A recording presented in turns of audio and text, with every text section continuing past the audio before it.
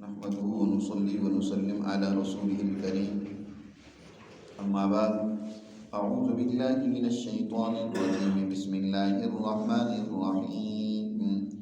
فلما فصل طالوت بالجنود قال إن الله مبتليكم بنهر فمن شرب منه فليس مني ومن لم يطعمه فإنه مني إلا من اغترف غرفة بيدي فشربوا منه إلا قليلا منهم فلما جاوزه هو والذين آمنوا معه قالوا لا طاقة لنا اليوم بجالوت وجنوده قال الذين يظنون أنهم ملاقو الله كم من فئة قليلة غلبت فئة كثيرة بإذن الله والله مع الصابرين.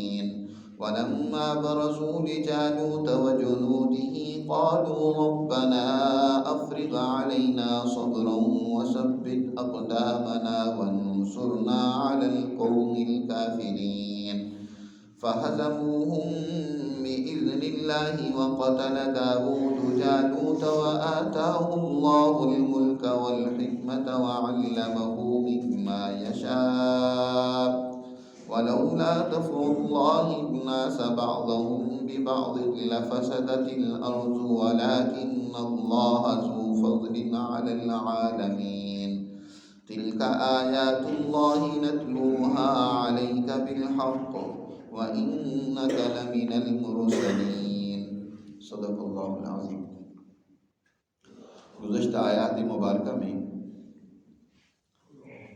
بنی اسرائیل کا وہ دور زیر بحث آیا تھا کہ جب بنی اسرائیل کے اوپر ایک ان کے دشمن جالوت نے حملہ کر کے ان کی آبادیوں کو اپنے زیر تسلط لیا اور بنی اسرائیل کو ان آبادیوں سے نکال دیا، ان کے بیٹوں اور نوجوانوں کو قتل کیا. بنی اسرائیل کی حالت انتہائی ذبح حالی کی تھی.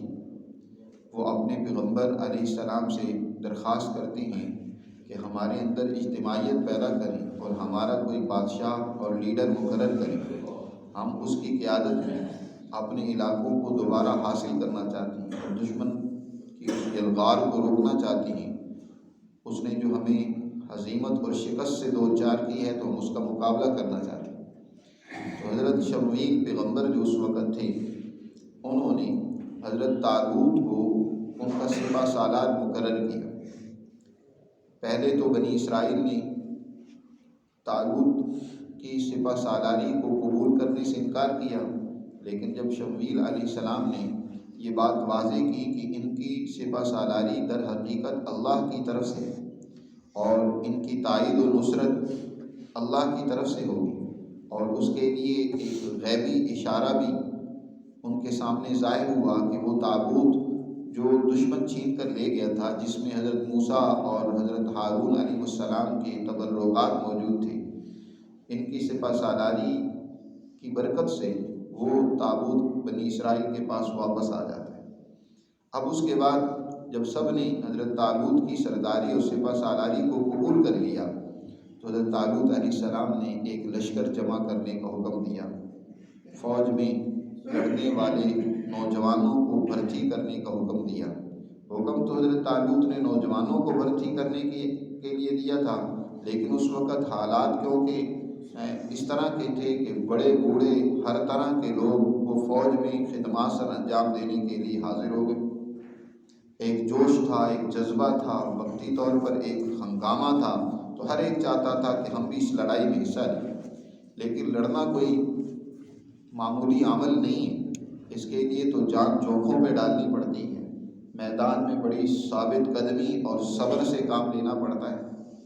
حضرت طالوت علیہ السلام نے دیکھا کہ یہ تو بہت بڑا لشکر اکٹھا ہو گیا ہے، 80,000 کے قریب لوگ فوج میں بھرتی ہو گئے، لیکن ان میں سب لڑنے والے نہیں. بہت سارے تو بعض جذباتی اور وقتی جوش کے تحت فوج میں بھرتی ہوئے ہیں. یہ تو الٹا فوج کا مورال بھی گرا دیں گے. ان کو تو ساتھ نہیں ہونا چاہیے، جو اصل لڑنے والی طاقت ہے وہ ساتھ ہونی چاہیے. چنانچہ حضرت طالوت نے پوری فوج اور لشکر کا ایک امتحان لینا چاہا کہ ان میں سے لڑنے والے کتنے ہیں اور ان میں سے محض جذباتی طور پر فیصلہ کر کے ہمارے ساتھ چلنے والے کتنے ہیں۔ فوج کو روانگی کا حکم دیا تو راستے میں ایک نہر آتی تھی۔ فلسطین اور اردن کے درمیان ایک نہر ہے جس کو نہر الشریعہ بھی کہا جاتا ہے۔ حضرت ابن عباس فرماتے ہیں کہ یہ اس مقام پر نہر تھی۔ جب یہ فوج یہاں پہنچی، پہلے ایک طویل سفر طے کیا کہ پیاس لگی ہوئی ہے، پانی ہے نہیں، سخت گرمی کا موسم ہے۔ جب اس نہر پر پہنچے تو ظاہر ہے پانی سامنے آیا۔ اب تھا کہ ہر ایک پانی خوب پیٹ بھر کے پیے گا۔ حضرت طالوت نے اعلان کروا دیا کہ اس نہر سے پانی کوئی بھی نہ پیے، کوئی فوجی اور لشکری یہاں سے پانی نہیں پیے گا۔ یہ تمہارے لیے تمہارے صبر اور استقامت کی، ثابت قدمی رہنے کی یہ تمہاری آزمائش ہے۔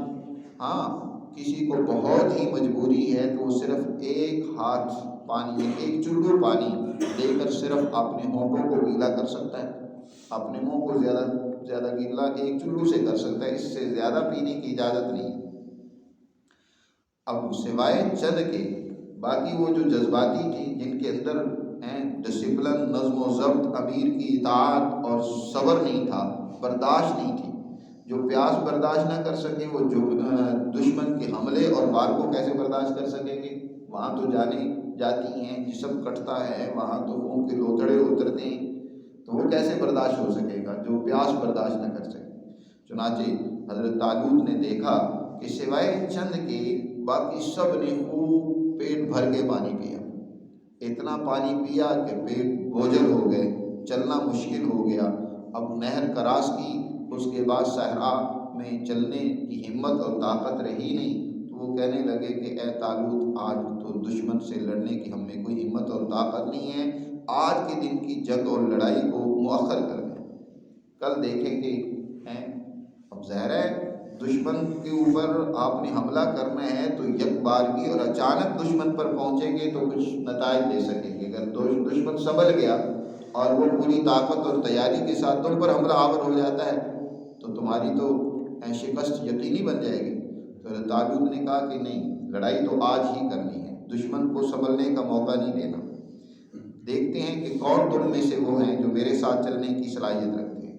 تو تقریباً 80,000 کے لشکر میں سے 313 وہ تھے جو سچے مومن تھے، جنہوں نے پانی نہیں پیا تھا اور جنہوں نے حضرت طالوت کا پوری طرح ساتھ دینے کا اس وقت بھی عزم اور ارادہ ظاہر کیا، اور انہوں نے کہا کہ ڈرنے کی ضرورت نہیں ہے۔ کم من فئۃ قلیلۃ غلبت فئۃ کثیرۃ باذن اللہ۔ تاریخ میں ایسا بارہا ہوا ہے، تھوڑی چھوٹی جماعتیں لیکن منظم جماعتیں، صبر و استقامت والی جماعتیں، وہ بڑے بڑے لشکروں پر غالب آ گئی ہیں۔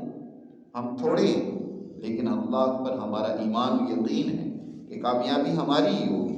چنانچہ اس چھوٹے سے لشکر کے ساتھ طالوت دشمن کا مقابلہ کرتے ہیں 313 افراد کے ساتھ، اور دوسری طرف دشمن بہت بڑا لاؤ لشکر لے کر آگے۔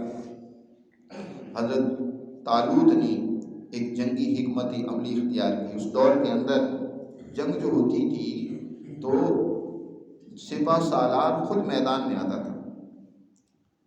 یہ دور اول کی جنگوں میں ہمیشہ یہ رہا ہے کہ سپہ سالار خود میدان میں آتا ہے۔ یہ نہیں ہے کہ سپہ سالار پیچھے بیٹھ کر جو ہے وہ صرف آرڈر جاری کرتا رہے۔ جب تک میدان میں خود سپہ سالار نہ ہو تو اس کو جنگ کی حالت اور تکلیف اور آزمائشوں کا پتہ نہیں چلے گا۔ وہ تو دوسروں کو مرواتے رہیں گے۔ ہمارے یہاں جہاد ہوا، اس جہاد میں جہاد کروانے والے جتنے آپ کے لیڈر تھے وہ تو یہاں پاکستان میں، امریکہ میں، یورپ میں بیٹھے رہے، وہاں سے ریال اور وہاں سے ڈالر اور وہاں سے دولت کماتے رہے، اور عام بیچارے مدرسے کے نوجوانوں کو جذباتی بنا کر جنگ کی نظر کرتے رہے، وہاں جنگ میں جھونک دیا۔ ان کے اپنے بیٹے تو امریکہ میں دوسری جگہوں میں پڑھتے رہے، تعلیم حاصل کرتے رہے، خود میدان جنگ میں نہیں ہیں۔ غریب کے بچے جو پڑھنے کے لیے آتے ہیں ان کو جہادی جذبہ دے کر ان کو میدان جنگ میں مروا دیا جاتا ہے۔ تو یہ دین اسلام کی تعلیمات نہیں ہیں، خود میدان میں اترنا چاہیے تاکہ پتہ چلے۔ اور یہی وجہ ہے کہ حکم یہ ہے کہ جج جب کسی کی سزائے موت کا یا کسی کو رجم کرنے کا وہ فیصلہ سنائے تو پتھر جو مارنے ہیں رجم کرنے کے لیے، سب سے پہلا پتھر جج کو خود مارنا چاہیے، تاکہ وہ دیکھے اس تکلیف کو جو اس جس کو رجم کیا جا رہا ہے اس پر کیا بیت رہی ہے، اس کو کیا اذیت پہنچ رہی ہے کہ غلط فیصلہ تو اس نے نہیں کیا۔ اس کو جب آنکھوں سے اس تکلیف کو دیکھے گا تو اسے احساس ہوگا کہ میرے فیصلے کا اثر ایک انسان پر کیا ہو رہا ہے، وہ کس طرح تڑپ رہا ہے، اس کو کیا تکلیف ہو رہی ہے۔ یہ نہیں ہے کہ وہ بس فیصلہ سنا کے غائب ہو جائے اور بعد میں اس پر سزا جاری کر دی جائے اور اس کو تکلیف و اذیتوں سے گزرنا پڑے۔ تو وہاں دشمن بھی اپنے سپہ سالار کے ساتھ میدان میں اترا ہے، ادھر بھی مسلمان جماعت جو ہے بنی اسرائیل کی وہ بھی اپنے سپہ سالار کے ساتھ میدان میں اترتی۔ حضرت طالوت نے جنگی حکمت عملی کو تشکیل دیا، منظم کیا اور حضرت داؤد علیہ السلام کے والد کو بلایا اور کہا کہ اپنے سارے ان کے بیٹے بڑے بہادر دلیر قد آور تھے اور ان میں بڑی ہمت تھی، ان میں سے حضرت داؤد علیہ السلام کا انتخاب کر کے، کیونکہ ان کی ذہانت، سمجھداری اور پھرتی اور جسامت کچھ ایسی تھی کہ حضرت طالوت نے ان کے ذمہ کام لگایا کہ تم یہ طالوت کا نشانہ لگاؤ، سپہ سالار کو قتل کرو، وہ مر گیا تو پورا لشکر اس میں بگدڑ مچ جائے گی اور اس طریقے سے ہمیں فتح ہو جائے گی۔ اور عام اعلان بھی کروا دیا کہ جو بھی اس جالوت کا، جو دشمن کا سپہ سالار تھا، اس کا نام جالوت تھا، جو اس کا سر کاٹے گا، اس کو قتل کرے گا، میں اس کو اپنی سلطنت دوں گا، حکمرانی میں اس کو شریک کروں گا، بلکہ اپنی بیٹی کا نکاح بھی دوں گا۔ یہ اعلان کرا دیا۔ چنانچہ حضرت داؤد علیہ السلام انہوں نے اس طاق میں کہ میں اس جالوت کا نشانہ لوں، وہ غلیل اور خاخن جس کے اندر پتھر رکھ کر مارے جاتے تھے، حضرت داؤد علیہ السلام نے اس میں پتھر رکھ کر وہ دشمن جالوت جو ہے وہ لوہے کی زرہ میں بالکل اپنے آپ کو اس نے لوہے کی زرہ اور لباس میں اپنے آپ کو بند کیا ہوا ہے، کوئی بھی اس کا عضو نظر نہیں آتا سوائے اس کی آنکھوں کے، باقی سارا اس نے اپنے آپ کو لوہے کے اندر چھپا رکھا ہے۔ تو حضرت داؤد علیہ السلام نے اس کی آنکھوں کا نشانہ لے کر ایک پتھر ایسا زور سے پھینکا کہ اس کی آنکھوں سے کیا گزرا، اس نے سر کا بھیجا ہی نکال دیا، اور اس طریقے سے جالوت قتل ہوا تو پورے لشکر اور فوج میں بزدلی پیدا ہو گئی، بگدڑ مچ گئی۔ تو یہ چھوٹی سی جماعت اس طریقے سے دشمن پر غالب آ جاتی ہے۔ اس سارے واقعے کو قرآن مجید نے یہاں بیان کیا ہے۔ اللہ تعالیٰ ارشاد فرماتے ہیں فَلَمَّا فَصَلَ طَالُوتُ بِالْجُنُودِ، جب طالوت علیہ السلام لشکروں کو لے کر وہاں شہروں سے روانہ ہوئے، جدا ہوئے، قَالَ إِنَّ اللَّهَ مُبْتَلِيكُم بِنَهَرٍ، تو فرمایا کہ بے شک اللہ تمہاری آزمائش کرے گا ایک نہر کے ذریعے سے، تمہارا امتحان ہوگا، یاد رکھو، اس میں ہم دیکھیں گے کون اس امتحان میں کامیاب ہوتا ہے۔ نبی کریم صلی اللہ علیہ وسلم نے بھی اپنے صحابہ کا امتحان لیا کہ کون میدان میں ثابت قدم رہتا ہے۔ جنگ بدر میں آپ صلی اللہ علیہ وسلم چھوٹے سے لشکر کے ساتھ نکلے تو تھے ابو سفیان کے قافلے کا تعاقب کرنے کے لیے، لیکن اتفاق ایسا ہوا کہ ابو سفیان کا قافلہ تو جان بچا کے نکل گیا، اب سامنے ایک بہت بڑا لشکر پوری تیاری کے ساتھ سرداروں کا، جرنیلوں کا، بہادروں کا وہ میدان میں آئے، سامنے لڑائی کے لیے وہ آ گیا۔ اب نبی کریم صلی اللہ علیہ وسلم نے اس موقع پہ امتحان لینا چاہا کہ دیکھیں ان میں سے کون ہے ثابت قدم رہنے والا۔ تو آپ صلی اللہ علیہ وسلم نے مہاجرین سے بھی رائے لی اور انصار سے خاص طور پر رائے لی کہ تمہاری کیا رائے ہے، دشمن کے سامنے ہمیں مقابلہ کرنا چاہیے یا واپس چلے جانا چاہیے، کیونکہ ہم تو لڑائی کے ارادے سے نہیں آئے تھے۔ اب کوئی یہ نہ کہے کہ ہم لڑنے کے لیے، محمد صلی اللہ علیہ وسلم تو ہمیں لے کر آئے تھے ایک تجارتی قافلے کو روکنے کے لیے، یہاں دشمن کے سامنے مروانے کے لیے لا کھڑا کر دیا۔ اس نے پوچھا تمہاری کیا رائے؟ تو انصار کے سردار حضرت سعد رضی اللہ تعالیٰ عنہ کہتے ہیں کہ اے محمد صلی اللہ علیہ وسلم، اے اللہ کے رسول، ہم موسیٰ علیہ السلام کے اصحاب کی طرح نہیں ہیں کہ جنہوں نے حضرت موسیٰ علیہ السلام کو جواب دیتے ہوئے کہا کہ اذهب انت وربك فقاتلا انا هاهنا قاعدون، آپ اور آپ کا خدا جا کر لڑائی کرنے، ہم تو یہاں بیٹھے ہوئے انتظار کرتے ہیں کہ کیا نتیجہ نکلتا ہے، جب تم انہیں شکست دے دو گے تو ہمیں بتانا، ہم بھی آ جائیں گے۔ ہم ان میں سے نہیں ہیں کہ اس طرح کہیں، جہاں آپ کا پسینہ بہے گا وہاں ہمارا خون بہے گا، ہم آپ سے پہلے میدان کارزار میں دشمن کا مقابلہ کرنے کے لیے اتریں گے۔ تو آپ صلی اللہ علیہ وسلم نے اپنی جماعت کا امتحان لیا، انہوں نے پوری ثابت قدمی جرت کا مظاہرہ کیا اور پھر میدان میں اس کو عملاً ثابت کر کے دکھلایا۔ تو اسی طرح حضرت طالوت علیہ السلام نے اپنی لشکریوں کا امتحان لینے کے لیے کہا کہ نہر ہے، پانی بہہ رہا ہے، پیاس تمہیں لگی ہوئی ہے، اللہ تمہارا امتحان لے رہا ہے کہ اب اس میں سے کون پانی پیتا ہے اور کون اپنے اندر برداشت پیدا کرتا ہے۔ فمن شرب منہ فلیس منی، جو تو اس سے پیے گا فلیس منی، اس کا میرے لشکر سے کوئی تعلق نہیں ہے، میں اس کو اپنے ساتھ فوج میں نہیں رکھوں گا۔ ومن لم یطعمہ، اور جس نے اس پانی کو نہیں چکھا، فإنہ منی، بس وہ مجھ سے ہے، وہ میرے لشکر کا حصہ ہے، وہ میرے ساتھ جنگ میں اترے گا۔ الا من اغترف غرفۃ بیدی، ہاں سوائے اس کے کہ اپنے ہاتھ سے ایک چلو پانی کا لے لے اور اس سے اپنی یہ ہونٹوں کو ذرا تر کر لے، اس کے سوا زیادہ پانی نہیں لے سکتا۔ قرآن کہتا ہے فشربوا منہ، تو کیا کیا ان طالوت کے لشکریوں نے پانی پیا، اس میں سے خوب پیٹ بھر کر پانی پیا۔ الا قلیلا منہم، مگر ان میں سے تھوڑے سے ایسے تھے جنہوں نے پانی نہیں پیا۔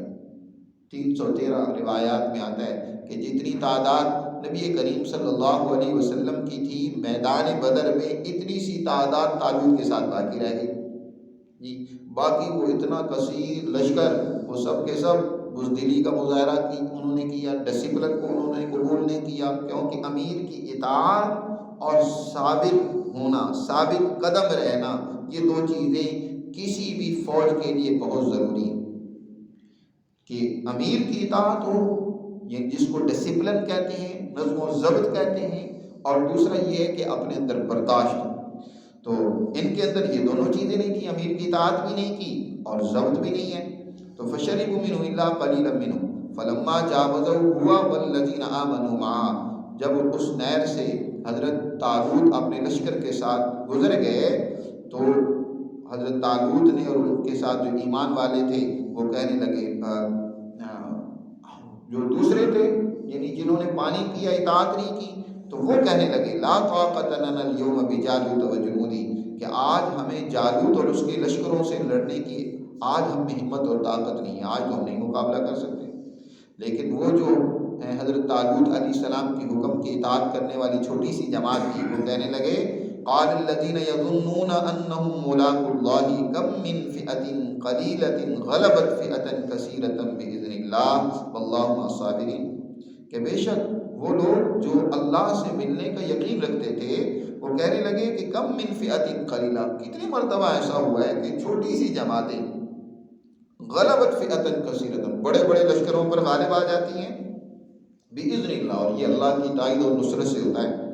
اور واللہ مع الصابرین، اور ساتھ یہ بات بھی بیان کر دی کہ اللہ کی تائید و نصرت تو صبر کے ساتھ ہوتی ہے، ثابت قدم رہنے کے ساتھ ہوتی ہے۔ صبر کے معنی بھی سمجھا دیے، صبر کے معنی صرف یہ نہیں ہوتا کہ دشمن تم میں مارتا رہے اور تم برداشت کرتے رہو، صبر کا معنی ہوتا ہے ثابت قدم رہنا، اپنے اندر کیا ہے استقامت پیدا کرنا، یہ صبر ہوتا ہے، ان کے ساتھ اللہ کی تائید و نصرت ہوتی ہے۔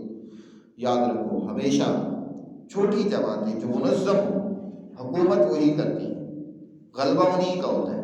آج بھی آپ دنیا میں دیکھ لیں کہ کون چھوٹی سی جماعت ہے، آپ اپنے ملک میں دیکھ لیں، آپ کی فوج پوری عوام پوری دوسرے اداروں کے مقابلے میں چھوٹی سی جماعت ہے، لیکن منظم ہے، ڈسپلن ہے ان کے اندر، نظم و ضبط ہے، ان کا اقتدار ہے، غلبہ انہی کا ہوتا ہے، حکم انہی کا چلتا ہے، چاہے سامنے وہ کسی کو رکھ کر استعمال کریں۔ ساری عوام اب جانتی ہے کہ اصل اقتدار کا طاقت کا منبع تو ہماری فوج ہے، اور وہ کیوں ہے کہ اس کے اندر ڈسپلن ہے، نظم و ضبط ہے۔ تو جب کسی میں نظم و ضبط ہوگا، ڈسپلن ہوگا، آپ کی جتنی بھی جماعتیں ہیں سیاسی جماعتیں، ان میں کوئی نظم و ضبط نہیں ہے، ڈسپلن نہیں ہے، ہر ایک اپنی خواہشات لے کر ہیں، کبھی کسی پارٹی میں کبھی کسی جماعت میں ہیں۔ کوئی جماعت نظم و ضبط والی تنظیم ہو، کوئی ان کے اندر تربیت کا عمل ہو، وہ ہے ہی نہیں، اس لیے تو ان کو استعمال کر لیا جاتا ہے جیسے چاہے۔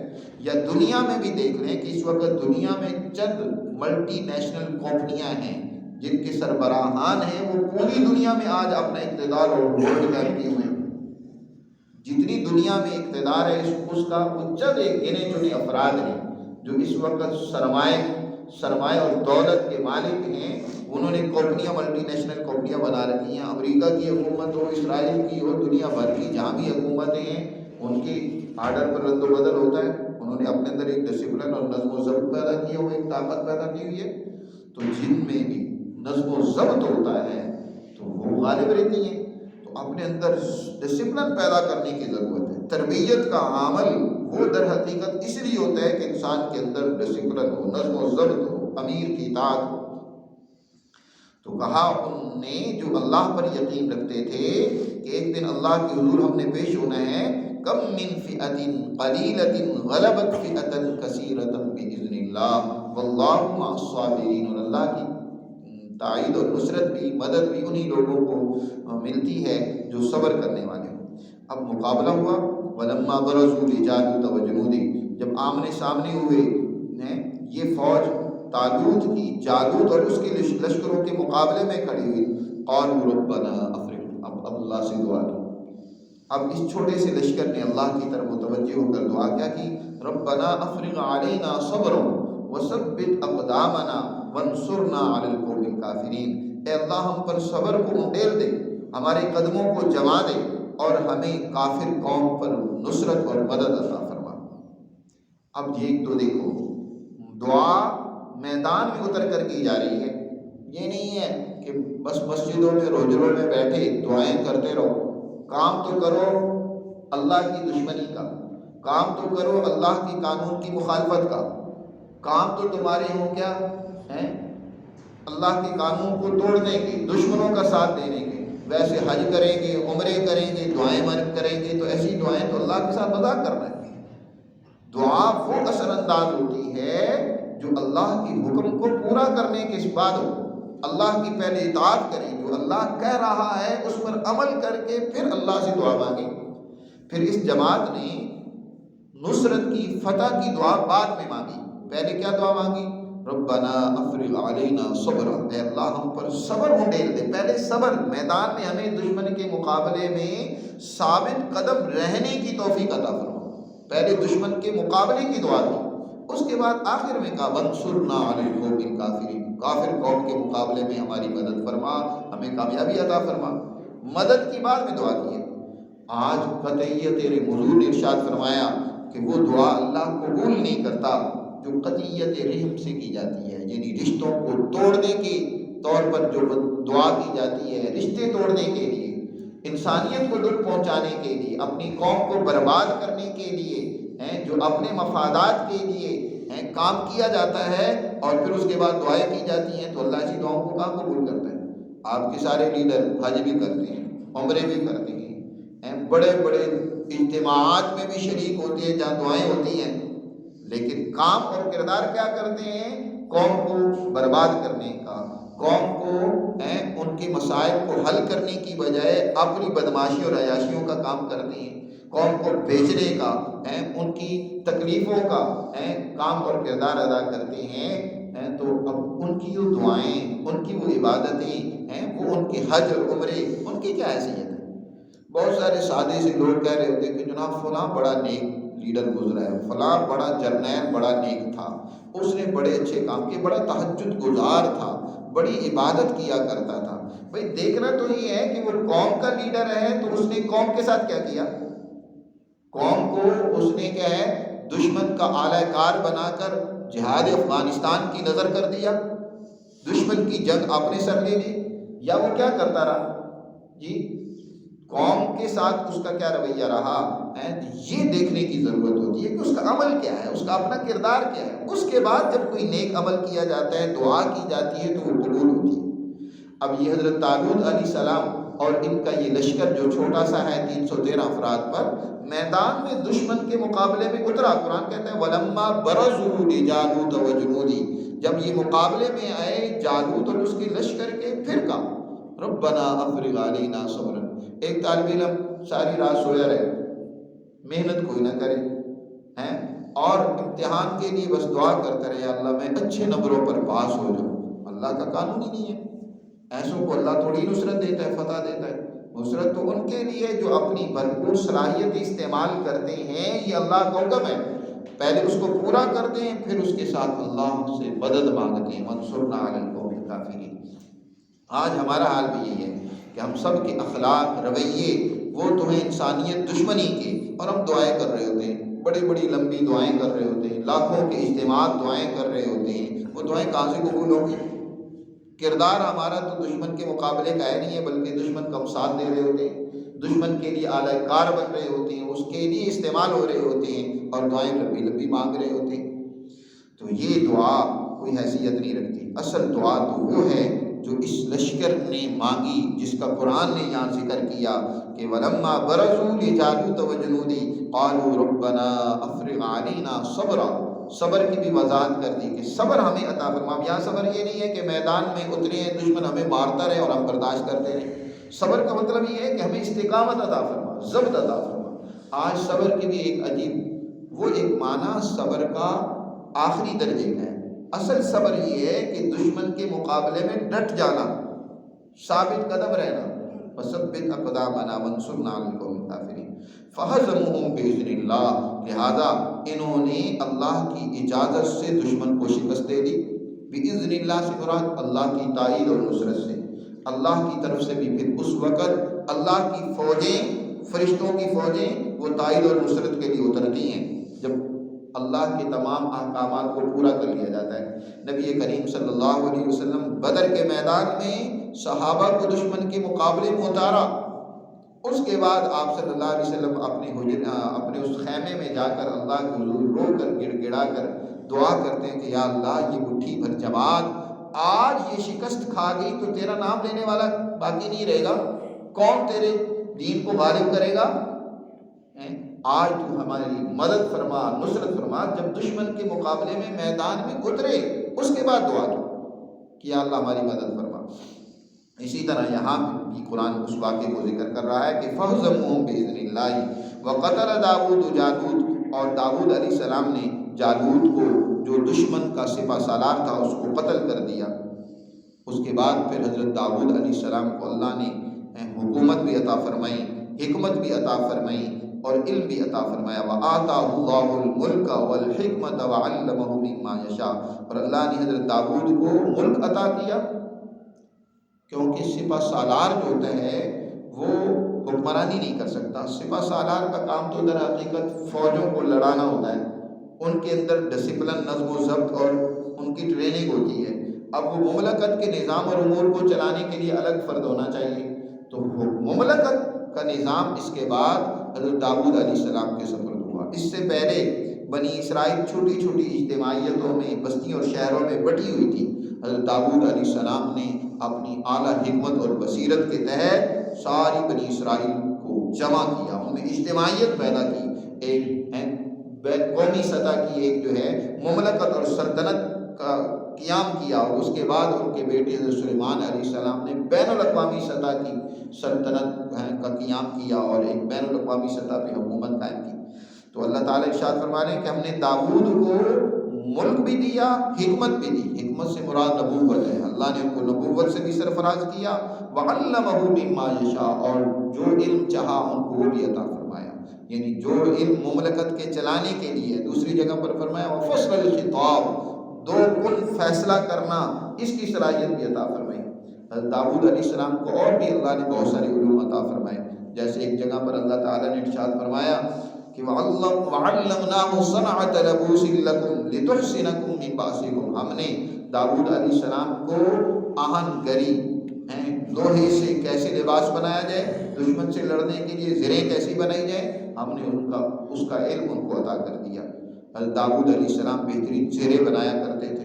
انہوں نے دیکھا کہ دشمن کے لڑنے کے لیے کون سا اسلحہ چاہیے، انہوں نے سائنسی علوم کی بنیاد رکھی اور اس بنیاد پر باقاعدہ لڑنے کے لیے جو آلات، ہتھیار ہیں، جو اوزار چاہیے ان کو بنایا، اور اس کے لیے باقاعدہ ایک صنعت وجود میں آئی۔